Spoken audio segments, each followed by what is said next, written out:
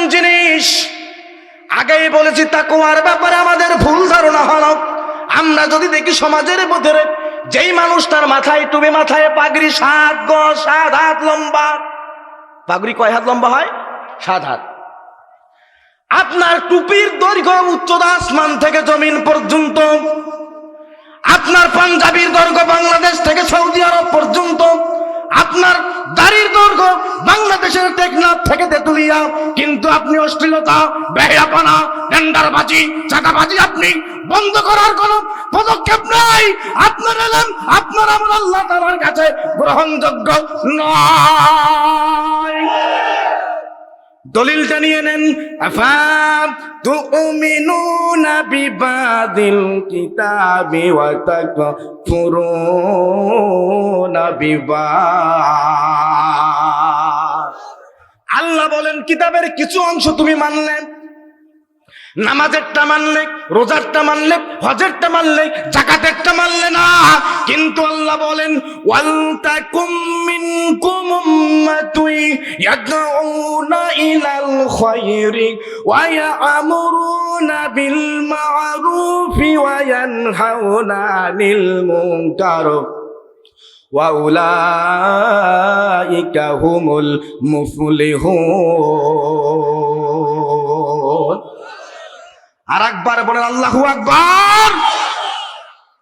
একটু কান লাগান। আল্লাহ বলছেন ওয়াল তাকুম মিনকুম উম্মাতুন ইয়াদউনা ইলাল খায়র, তোমাদের মধ্যে এমন একটি দল থাকা উচিত। কি থাকা উচিত? জোরে কোন, জোরে কোন। এমন একটি দল থাকবে যেই দলের কর্মসূচি হলো ইয়াদউনা ইলাল খায়র, মানুষদেরকে কল্যাণের দিকে ডাকা। ওয়া ইয়া'মুরুনা বিল মা'রুফ, 2 নম্বর কর্মসূচি হলো মানুষদেরকে সৎ কাজের নির্দেশ দেওয়া। ওয়া ইয়ানহাউনা আনিল মুনকার, 3 নম্বর কর্মসূচি হলো মানুষদেরকে অসৎ কাজ থেকে, অশ্লীল কাজ থেকে মানুষদেরকে বিরত রাখা। আল্লাহ বলেন এই যে দলের নেতারা, কর্মীরা এই 3টি কাজ করবে, আল্লাহর ঘোষণা হলো উলাইকা হুমুল মুফলিহুন। আল্লাহ বলেন ওই দলের নেতারা, কর্মীরা হচ্ছে সফল। সুবহানাল্লাহ কোন। কিন্তু প্রশ্ন রাখতে চাই আলেম সাহেব, আপনি কি কোরআনুল কারীমের এই আয়াতটি আজও পর্যন্ত তেলাওয়াত করেন নাই, গবেষণা করেন নাই? যদি করে থাকেন আপনি মানতেছেন না কেন? যদি না মেনে থাকেন তাহলে হবেই সেই দশা যেটা বললেন মাফাত তুমিনুনা বিবাদিল কিতাবি ওয়া তাকফুরুনা বিবাদ।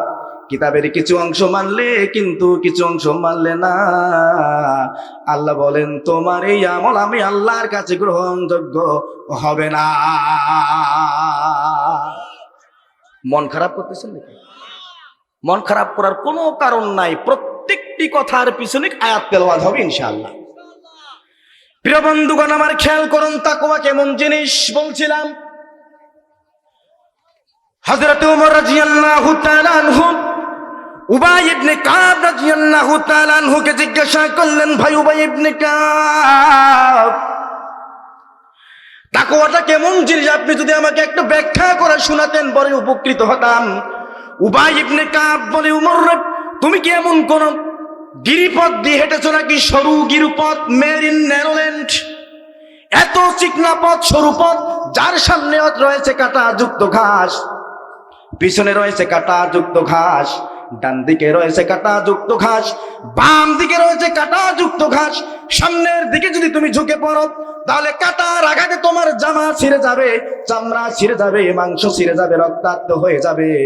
যদি পিছন দিকে ঝুঁকে পড়ে যাও তাহলে তোমার জামা ছিঁড়ে যাবে কাঁটার আঘাতে, তোমার শরীরের চামড়া গুলো ক্ষত বিক্ষত হয়ে যাবে, রক্তাক্ত হয়ে যাবে। অনুরূপ ভাবে যদি ডান দিকে ঝুঁকে পড়ে যাও, অনুরূপ ভাবে যদি ডান দিকে ঝুঁকে পড়ে যাও তাহলে তোমার কাঁটা লেগে জামা ছিঁড়ে যাবে, রক্ত বের হয়ে যাবে। বাম দিকে যদি ঝুঁকে পড়ে যাও অনুরূপ ভাবে জামা ছিঁড়ে যাবে, শরীরটা ক্ষত বিক্ষত হয়ে যাবে, রক্ত বের হয়ে যাবে। এমন কোন গিরিপথ দিয়ে, সরু পথ দিয়ে তুমি হেঁটেছো নাকি? ওমর বলে, উবাই ইবনে কাব আমি এমন গিরিপথ দিয়ে হেঁটেছি। উবাই ইবনে কাব বলে, ভাই ওমর, যখন তুমি গিরিপথ দিয়ে হেঁটেছো, কাঁটাযুক্ত গিরিপথ, তুমি কিভাবে হেঁটেছ?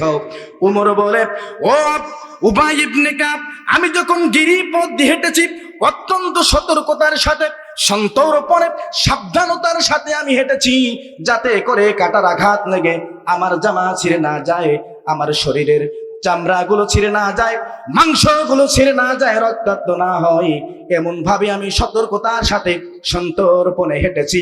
জোরে জোরে বলেন সুবহানাল্লাহ। সম্মানিত দিনাজপুর খানসামাবাসী, কয়েক বছর পরে আপনাদের সঙ্গে মিলিত হলাম। দোয়া করেছেন আপনারা, বাংলাদেশের প্রত্যেকটা ডিস্ট্রিক্টে হাজার হাজার মানুষের সামনে আপনাদের দোয়ার বরকতে কথা বলার সুযোগ হয়েছে। গত পরশু দিনে গিয়েছিলাম চুয়াডাঙ্গায়, 2 দিন ব্যাপী মাহফিল ছিল, আমাকে শেষের দিনে রেখেছিল। হাজার হাজার জনতা আপনাদের এই এলাকার ছেলেটার কথা শোনার জন্য তারা 1 মাস 2 মাস 3 মাস আগেই মাহফিলের ডেট নিয়ে থাকেন আর অপেক্ষা করতে থাকেন কখন আসবে। বারবার আল্লাহকে বলেছি, আল্লাহ এমন একটা পরিবেশ তুমি আমাকে সৃষ্টি করে দাও, যেভাবে করে আমি বিভিন্ন ডিস্ট্রিক্টে কথা বলি, আমি যেন আমার এলাকার মানুষের সামনে কোরআনুল কারীমের কথাগুলো বলতে পারি। আল্লাহ আজকে কবুল করেছেন, আমিন বলেন। হযরত উবাই ইবনে কাব বলে, ওমর, গিরিপথ দিয়ে তুমি যেভাবে হেঁটে চলেছো সতর্কতার সাথে, সাবধানতার সাথে, এই পৃথিবীর যেই সমাজে তুমি বসবাস করো, ওই সমাজের ভিতরে হত্যা, খুন, খারাপি, অশ্লীলতা, বেহায়াপনা, টেন্ডারবাজি, চাঁদাবাজি, জুলুম, নির্যাতন থাকবে, অসংখ্য পাপাচার হবে, অশ্লীলতা হবে, বেহায়াপনা হবে। এই সমাজের ভিতরে ঠিক সেভাবেই তোমাকে সতর্কতার সাথে থাকতে হবে, কোনো পাপের গ্লানি যেন তোমাকে স্পর্শ করতে না পারে। জোরে জোরে বলেন সুবহানাল্লাহ। এটার নাম হলো তাকওয়া।